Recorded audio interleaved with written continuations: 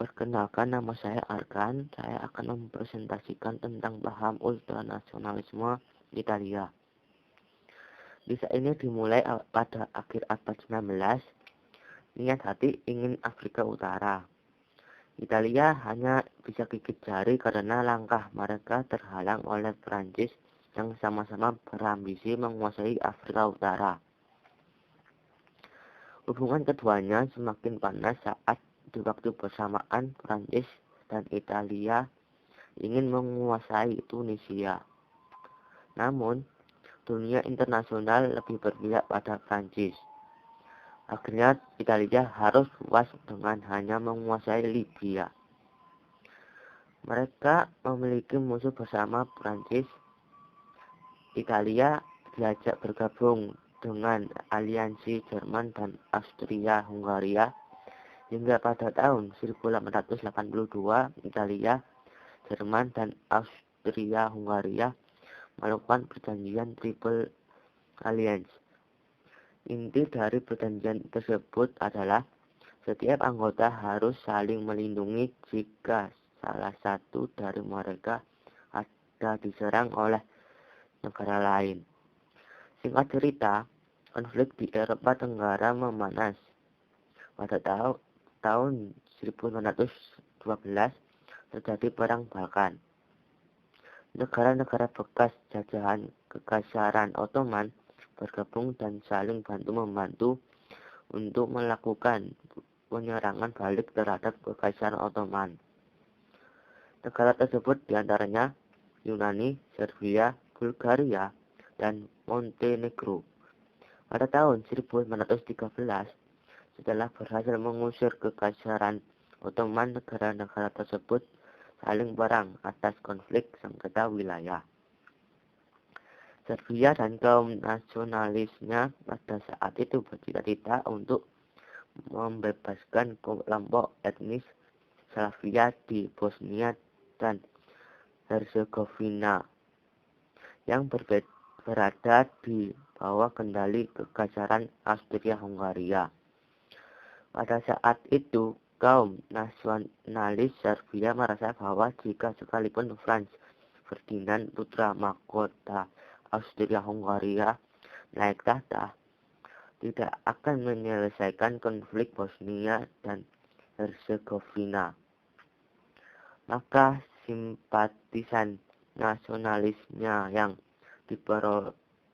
dipelopori oleh organisasi rahasia Black Hand berniat membunuh Franz Ferdinand hingga pada akhirnya tanggal 28 Juni 1914 Franz Ferdinand pun terbunuh bersama istrinya di Sarajevo, Bosnia. Setelah kematian Franz Ferdinand, Austria-Hungaria menuduh pemerintah Serbia sebagai dalang di balik ini semua. Austria-Hungaria mengirim ultimatum kepada Serbia untuk segera menyelesaikan masalah tersebut. Namun respon Serbia tidak menyenangkan dan membuat konflik memanas.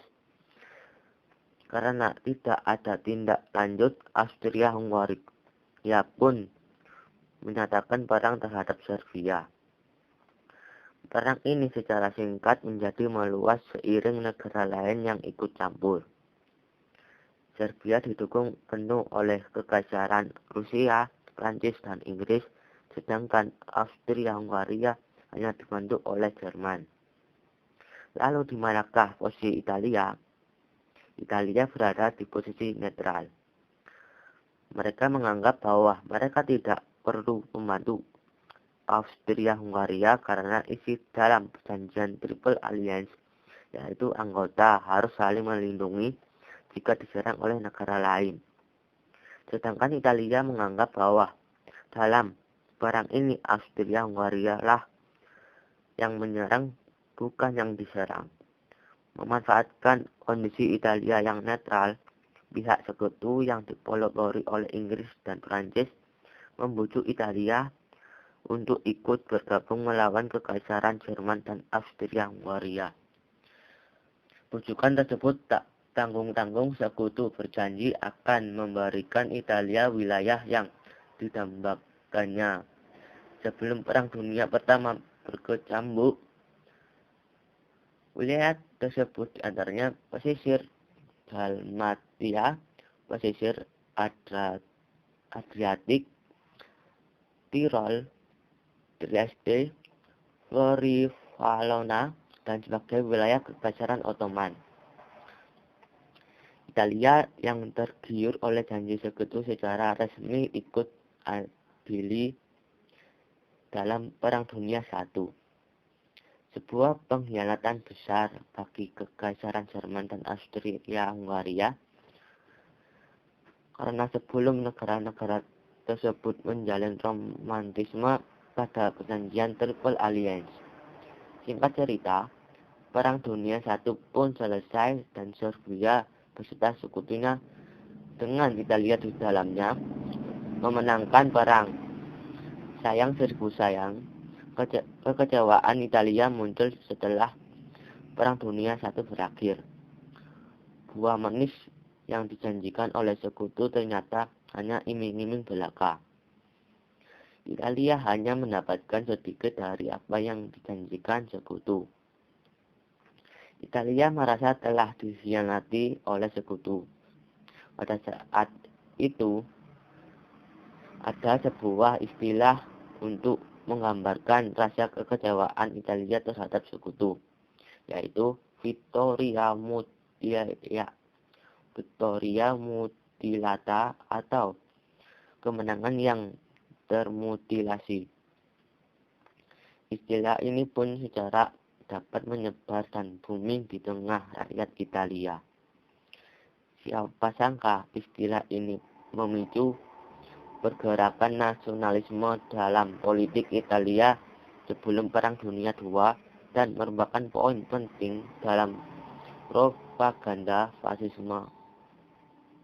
Pasca Perang Dunia I, kondisi ekonomi Italia porak-poranda, pengangguran di mana-mana, dan kondisi keamanan dalam negeri tidak stabil. Terlebih sering terjadinya pertikaian antara kelompok sayap kiri dan kanan. Kesempatan di dalam kesempitan. Mungkin istilah itu adalah istilah yang tepat bagi seorang Benito Mussolini yang ingin mencurahkan gagasannya dan ambisinya untuk membangun Italia yang superpower. Bukan tanpa alasan. Benito Mussolini ingin Italia kembali berjaya seperti Kekaisaran Romawi berabad-abad ke belakang. Karena ia menganggap bahwa Italia adalah generasi dari Kekaisaran Romawi. Di tengah keadaan Italia yang kacau, ia mendirikan sebuah partai. Partai tersebut adalah Partito Nazionale Fascista atau Partai Fasis Nasional. Kemudian pada tanggal 22 Oktober 1922, ia bersama koleganya membawa 30.000 pasukan untuk pawai dan berunjuk rasa di Roma. Unjuk rasa ini di kemudian hari disebut dengan March on Rome. Adapun tuntutan dari unjuk rasa meminta agar Kaisar Italia mengangkat Benito Mussolini menjadi Perdana Menteri atau Kepala Pemerintah. Melihat jumlah massa yang dibawa begitu banyak, Kaisar Italia mengkhawatirkan terjadinya kekacauan yang meluas jika tidak menuruti tuntutan dari pengunjuk rasa. Maka dengan terpaksa Raja Italia mengangkat Benito Mussolini sebagai Perdana Menteri pada tanggal 31 Oktober 1922. Dengan demikian, Benito Mussolini yang masih berumur 39 tahun pada saat itu menjadi Perdana Menteri termuda sepanjang sejarah Italia. Diangkatnya Benito Mussolini menjadi Perdana Menteri Italia ini menandai awal mula pemerintahan fasisme di Italia sekaligus menjadikan Italia negara yang fasis. Demikian presentasi dari saya. Terima kasih. Jika ada yang ditanyakan, silakan menulis di kolom komentar.